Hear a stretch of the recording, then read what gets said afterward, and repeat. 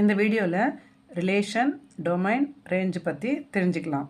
First ஒரு set A கொடுத்துருக்காங்க, numbers 1 2 3 4 5 and B set colours red blue green yellow. இப்போ இதுக்கு ஏரோ டயக்ராம் போடலாம். A B. இப்போ இது ரிலேஷன் பாருங்கள். 1 connecting with relate with red, 2 relate with blue, 3 எதோடையும் ரிலேட் ஆகலை, 4 relate with blue, 5 connect with green. எல்லோக்கும் இதோட ரிலேட்டட் கனெக்ஷன் இல்லை. ஸோ இது எப்படி எழுதலாம்? 1 ஆர் ரெட். இப்படின்னா 1 and red are related. So 2 are blue. 2 blue relate BLU. Then 3 இல்லை, ஸோ அதை எழுத வேண்டாம். 4 related, 4 எதோட blue and 5 green. 5 are green. இப்போ இது ரிலேஷனை ஆர்டர்ட் பேர்ஸாக எழுதலாம். அதுக்கு first R relation from A to B. So first ordered pairs எழுதுகிறோம். 1 இருக்கா? 1 எதோட ரிலேட் ஆகிருக்கு? ரெட்டு. 2 ரிலேட்டட் வித் ப்ளூ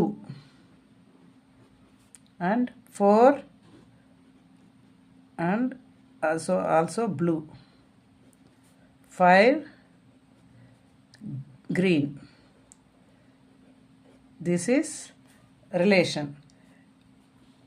நம்ம நார்மலாக ஏ கிராஸ் பி எழுதுகிறப்போ ஏல இருக்கிற மொத்த எலிமெண்ட்ஸையும் பியில் இருக்கிற மொத்த எலிமெண்ட்ஸோடையும் சேர்த்து எழுதுவோம். ஆனால் ரிலேஷனில் எது ரிலேட்டட் இருக்கோ, ரிலேஷனில் இருக்கோ அது மட்டும் எழுதணும். So R always subset of A cross B. இது ஒரு ஃபார்முலா மாதிரி கண்டிஷனு. ஸோ தென் இப்போ டொமைன் ஆஃப் ஆர்.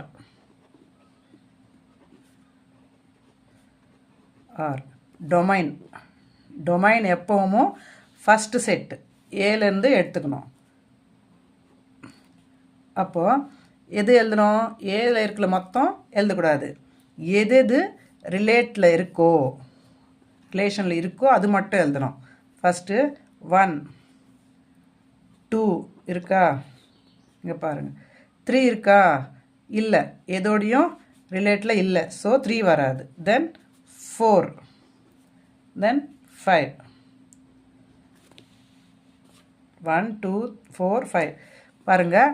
1 2 4 5 இங்கே பாருங்கள். ரிலேஷனில் இருக்கிற ஆர்டர்ட் பேர்ஸில் first elements 1 2 4 5. This is the domain. Then codomain.